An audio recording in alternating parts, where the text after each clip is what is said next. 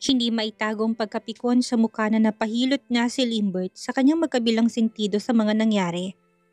Matarik ang sikat ng araw at tumatagaktak na ang pawis nila nang dahil sa alinsangan ng panahon. Hindi naman sila sa alanganing ibinaba ng taxi driver. Ngunit ang lahat ng dumadaan na taxi ay laging merong sakay na mga pasahero. Inabot na lang sila doon ng 1 oras ay hindi pa rin nila magawang makasakay. Sinisi pa rin ni Eleanor ang taxi driver.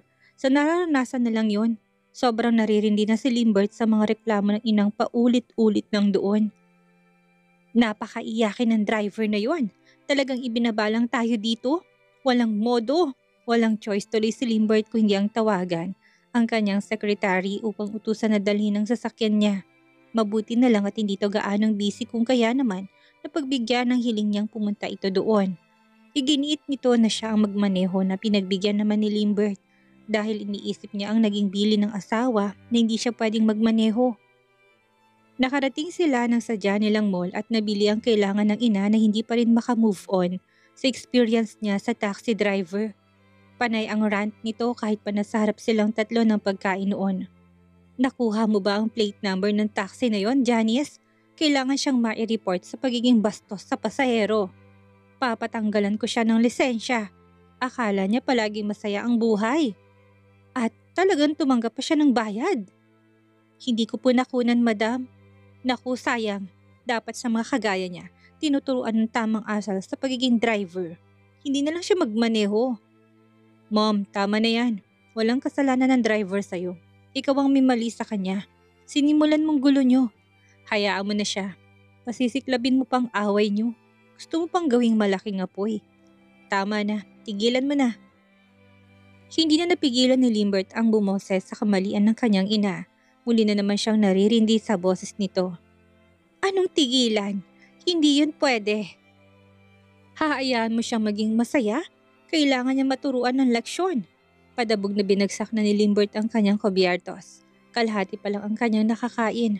Nagbanyo ang sekretary niya na saglit pinahiram ng kanyang kapatid sa pakiusap niyang meron silang importanteng lakad ng ina. Nauna na rin kasi itong kumain kung kaya naman hinayaan na niya at kung pinigilan dahil kumakain pa rin naman sila. Kung hindi kayo titigil, mabuti pang umuwi na tayo. Doon ka sa bahay magbunganga. Nakakahiya ng bibig mo sa mga nakakarinig. Paulit-ulit ka. Pabalik-balik. Hindi mo nalang palagpasin. Ikaw nang mali sa inyong dalawa eh. Ano nga ko ang mali? Mommy, ikaw ang mali. Hindi ka niya inano. Ikaw yung biglang sumabog doon at kung ano-anong pinagsasabi. Pagkasabi nun ay tumayo na si Limbert. Binitbit ang mga paper bag na kanilang pinamili. Napalingon na si Eleanor kay Janice na nakatayo na rin noon. Pilit nilang hinahabol si Limbert na sa haba ng mga binti ay mabilis sa kanilang nakalayo. Dumagungdong na ang puso ni Eleanor. Hindi yun maganda. Ginalit niyang kanyang anak. Kung nakikinig lang sana siya dito, hindi maudlot ang kanilang pagkain. Hindi pa naman nila ubos ang in-order nila pero kinakailangan na nilang iwan. Ang secretary, tanong ni Eleanor na ipinagibit lang ng balikat ni Janice. Dahil hindi niya rin alam kung nasaan ito. Hindi ko alam, madam, pero nasa kay Sir Limbert pong susi ng kotse. Iniwan ng sekretary sa kanya just in case na mauna raw tayo sa parking upang ilagay ang ating mga pinamili. Mahabang sagot na sa kanya doon ng caregiver niya. Biglang kinabahan na si Eleanor sa sagot ni Janice, ngunit hindi niya yon in-entertain. Binilisan niyang mga hakbang upang makita lang na pagdating nila sa parking lot ay buhay ng makina ng sasakyan at nasa harap ng manibelang kanyang anak. Bagay na nagbigay sa kanya ng matinding anxiety nang dahil sa kalagayan ni Limbert na hindi pa magaling. Napahawak na siya kaagad sa braso ng anak gamit ang bukas na bintana ng kanilang sasakyang ginagamit noon. Limbert, bumaba ka dyan. Hindi ka pwedeng magmaneho. Puno ng pag-aalala na sambit ni Eleanor dahil nakikita niya sa mga mata nitong determinasyon na magmaneho. Hindi ka pa lubos na magaling. Sige na anak, baba ka na. Sasakay kayo? O iiwanan ko kayo dito? Anak naman, wala kang memorya. Alam mo ba kung paano mo paandarin yan? Nangangatal ng katawan na tanong ni Eleanor. Luminga na sa paligid upang hanapin ang lintik na sekretary na missing in action noon. Baka mapahamak tayo. Nasaan na bang sekretary mo? Bakit wala pa siya dito? Please anak, bumaba ka na dyan. Limbert! Mabilis na pinaharurot ni Limbert ang sasakyan Paalis ng underground parking na naging dahilan upang mapaupo na si Eleanor sa labis na takot na bumabalot sa kanyang buong katawan. Ng mga sandaling iyon, nilamon na ang kanyang buong kalamnan ng pag-aalala na baka may masamang mangyari sa anak ng dahil doon. Hindi nga siya nagkamali. Hindi siya binigo ng instinct niya na may nag-aabang ditong hindi magandang pangyayari. Sabay silang napalingon ni Janice sa pinuntahan ng sasakyan ng anak nang marinig nila ang malakas na pangbangga bago ang exit ng parking lot. Oh my God! Limbert! Takbo ni Eleanor na halos maputi ng talampakan sa labis ng pagmamadali. Hindi alintana ng babae ang natanggal na suot niyang sandals sa pagmamadali niyang makapunta kung saan narinig nila ang ingay. Tumindig ang kanyang balahibo. Hindi pa man niya nakikita ang scene. Sigurado siyang kotse yun ng anak niya. Madam, sandali! Habol naman ni Janice hindi na pinagsayahan na pulutin ng sandals sa suot ng kanyang amo.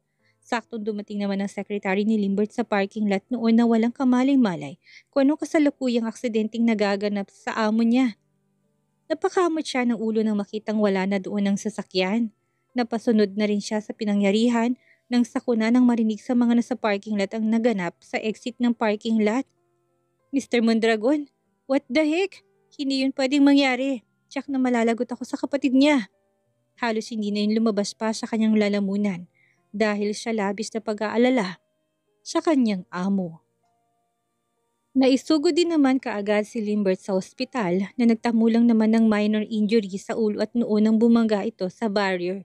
Subalit kataka-taka kung bakit nawalan pa rin ito ng malay tao.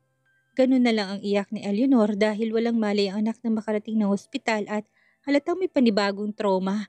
Nangangatal ang katawan niya na kulang na lang ay lumuhod sa harapan ng mga doktor upang makiusap ni isalbang kanyang anak na si Limbert. Sising-sisi siya. Alam niyang siyang may gawa ng lahat ng iyon kung kaya napahamak na naman ang anak niya doon. Kumalma po kayo, Mrs. Gagawin po namin ang lahat upang maisalbang pasyente. Doon po muna kayo sa labas. Nagwala si Eleanor doon kahit niyakap siya ni Janice. Nangangatal ang katawan nito na parang papanawan ng ulirat.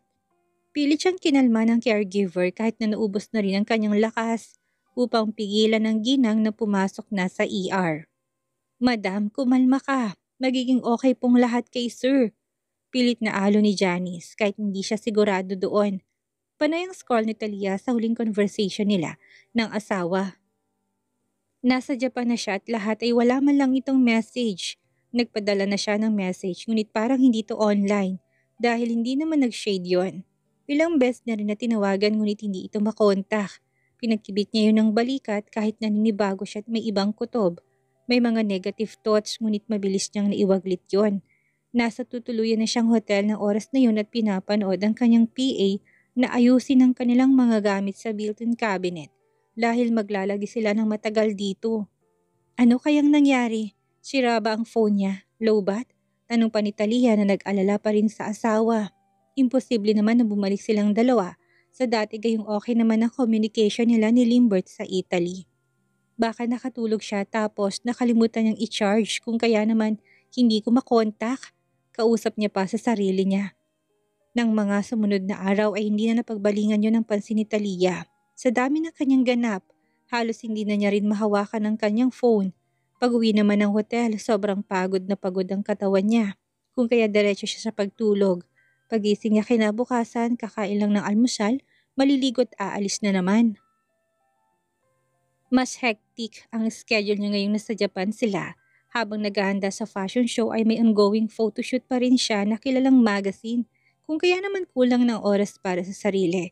Hindi na rin siya maigiit ang mga mag-check up ng phone nang sabi ng PA niya na lobat na kalimutan niyang i-charge na nagdaang araw. Idagdag pang pagsusukat nila ng mga damit na gagamitin sa runway. Taliwas yun noong nasa Italy siya na maluwag ang oras. Hindi pa rin siya nag-online. 3 days na. Tanong ni Talia sa kanyang sarili nang bisitahin ng convo nila noong nagkaroon na siya ng pagkakataong mag-check ng phone na bagong bunot lang sa charger. Nakakapagtaka na. Tinawagan niya ng landline sa kondo upang makibalita. Sinagot naman niya ni Janice na nagkataong na sa kondo noon upang kumuha ng mga gamit na kailangan ni Eleanor sa ospital kung kaya siya pinauwi na muna ng kondo. Kabilin-bili na ni Eleanor sa kanya na huwag sasabihin kay Talia ang tunay nangyari kay Limbert na kailangan niyang pakinggan. Sa halip ang idinahilan nito ay si Eleanor umanong nasa ospital at binabantay ni Limbert kung kaya walang panahon ang lalaki na makipag-communicate. Ganon din ang alam ng ibang mga maid na agad namang naniwala kay Janice. Kailan pa? 3 araw na po, Mrs. Mondragon. Nitango-tango ni Talia ang kanyang ulo na nakahinga na ng maluwag sa kanyang pag-iisip ng ibang pangyayari. O sige, naintindihan ko na kung bakit siya busy. Malamang ay hands-on to sa kanyang ina. Lingid sa kaalaman niya wala pa ring malay si Limbert na nagkaroon ng pagdurugo ang ulo. Dala ng pagkakahampas dito sa manibela ng sasakyan. Sobrang lakas ng naging impact ng salpok niya na kahit sinabi ng doktor noong una na minor injury yon. Hindi nila kaagad nakita. Napansin lang na hindi tumagising. Okay po. Pakisabi rin po na hindi siya kailangan mag-contact sa akin. Bukal yun sa loob ni Talia dahil wala siyang panahon upang pag-usapan nilang tunay na nangyari sa ina nito kung bakit na hospital. Mabuting huwag niya nalang malaman pang mga detalye kaysa mainis lang siya dito. Kapag may libreng oras na lang siya kamo, salamat Janice. I have to go. Hindi intensyon ni Eleanor na wag ipaalam yun kay Talia. Ngunit natatakot siya na baka bigla itong umuwi. Panigurado na sa kanyang magiging sisi ng lahat. Inaamin naman niya na kasalanan niya. Ngunit kilala niya ang bunganga ng asawa ng kanyang anak na walang preno. Baka mamaya kasuhan pa siya nito. Ibang takbo ng utak nito kaya ang naging choice niya ay ang ilihim na lang muna sa kanya ang tunay na kalagayan ng kanyang asawang si Limbert. Limbert, gising na anak. Tama na pagtulog. Sorry na, hindi na kita pipiliting makipag-divorce basta gumising ka. Umiiyak na pakiusap ni Eleanor habang hawak ang kamay ng anak. Ayon sa doktor ay ligtas na umano ito ngunit hindi niya alam ay kung bakit hindi pa rin ito gumigising. Naririnig mo ko Limbert, hindi ba? Gising na. Dilat ng mga mata. Napaangat ng mga mata ni Eleanor na makaramdam siyang gumalaw ang kamay ng anak. Natataranta na siyang tumayo upang sigawan lang si Janice na tumawag ng doktor dahil gising ng anak niyang si Limbert na blankong mga matang nakatitik sa mukha ng kanyang ina. Tila may hinahanap ito kung kaya kinakailangan niya itong gawin. Dalian mo Janice! Sabi mong gising ng anak ko! Nagkukumahog namang tumalima si Janice upang tumawag na ng doktor. Ilang sandali pa humahang sa dumating ang doktor. Kasunod ng ilang mga nurse. Hindi sila makapaniwalang magigising pa si Limbert dahil sa ipinakita nitong kalagayan ng dumaang araw. Hindi lang nila masabi yun sa ina ng pasyente dahil alam nilang hindi niya kakayanin. Ang buong akala pa nila isa na naman yun sa mga failed attempt nilang maisalba pa sa kalagayan niya at mabigyan ng panibagong buhay. Dala ng labis na saya ay napalupasay na si Eleanor na paulit-ulit na nagpapasalamat sa muling paggising ng kanyang anak habang malakas na humagulhol ng kanyang iyak. Nilingon na siya ni Limbert habang nakatingin dito'y unti-unting luminaw sa kanyang isipan kung anong nangyari bago maganap ang pangalawa niyang aksidente. Malinaw na paulit-ulit na yung nag-replay sa kanyang isipan. Ang linaw nito. Mom, malatang boses at mahinang tawag niya sa ina na kagad naman siyang nilapitan. Muli pang hinawakan ni Eleanor ang kanyang kamay habang umihikbi. Pinalis niya ng kanyang mga luha gamit ang libreng isang kamay. Napawi ng pag-aalala niya sa kalagayan ng kanyang anak noon. Bakit? Naritong Mommy Limbert, narito ako. Apuradong lapit ng ina niya na hinaplos pang ulo niya. Thank you. Kumibot ang bibig ni Limbert, nahihikbi dahil nagpapasalamat sa tagpo nilang yon. Nangunot ang noon ni Eleanor sa naging pasasalamat pa ni Limbert sa kanya. Hindi ba dapat ay galit ito at sinusumpa siya? Hindi ba dapat hindi siya nito pinapansin dahil siyang tahasang nagtulak sa aksidente? Anong ibig mo sabihin? Bakit ka nagpapasalamat sa akin? Lumingon pa si Eleanor kay Janice, tangi ito na lang din ang kasama niya doon. Nakalabas ng doktor at naging mga nurse wala pa rin sa silid. Bahagyang nahulaan ni Eleanor, ngunit tayo tanggapin. I recovered now. My memories. Hindi lahat pero hanggang sa araw na yon ay ikinasal kami ng aking asawa. Salamat, Mommy. Kung hindi dahil sa'yo, paniguradong nangangapa pa rin ako sa dilim ngayon. Natutop na ni Eleanor ang labi. Natniyakap ng mahigpit ang anak, labag sa loob niya yung nangyari pero para kay Limbert, blessing in disguise sa kanyang aksidente. Yun ang pinagpapasalamat niya sa kanyang ina ngayon.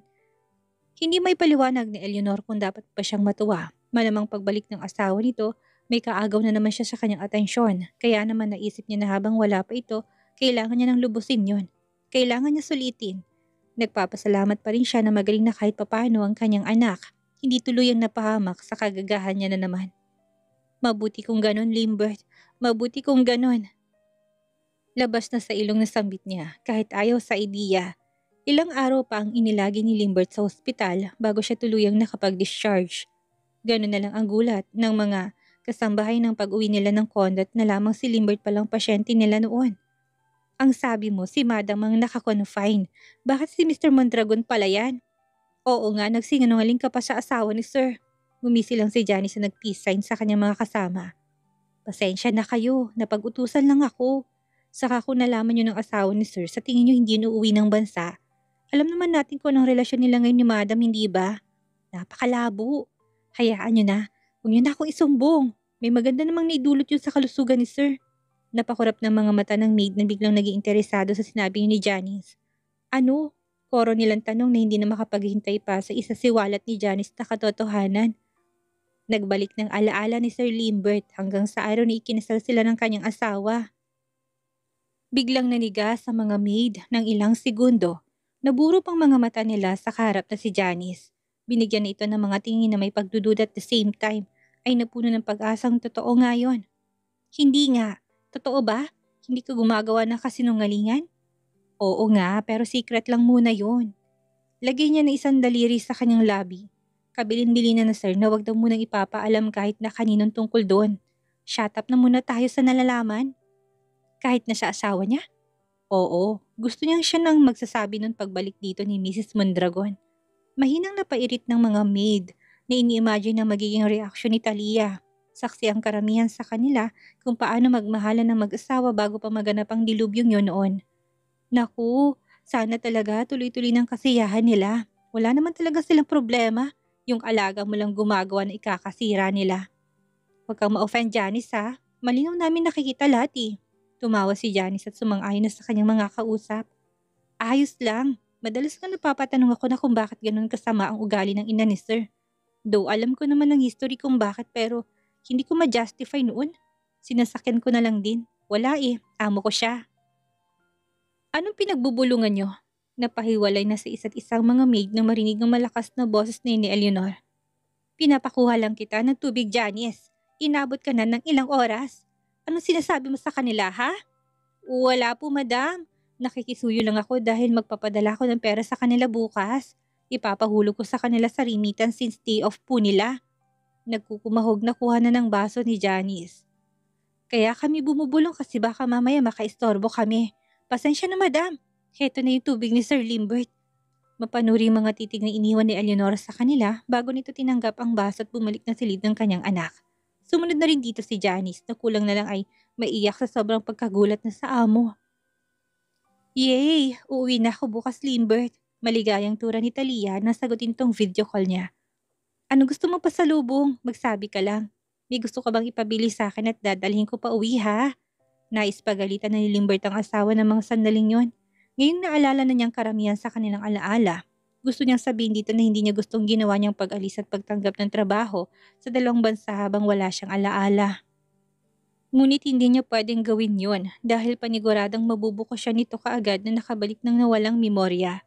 Gusto pa naman niyang isurprise ang asawa niya. Hihintay niya na lang talagang makauwi ito ng bansa para sabihin na, kahit nawala, basta makauwi ka lang ng ligtas, okay na sa akin yun. Hindi na napigilan pa ni Taliyang mapakunot ang kanyang noo. Nasa sala si Limbert ng kanilang kondo at hindi niya maintindihan kung bakit balot na balot ang mukha nito. Nakabonet na nga, may face mask pa. Kailangan gawin niya ni Limbert upang hindi ito makita ang benda sa ulo na hindi pa natatanggal noon. Bakit ganyan ang itsura mo? Are you sick? Puno na kagad ng pag-alala ang boses si Talia doon. Hindi ayoko lang mahawa sa ubo ni Mommy.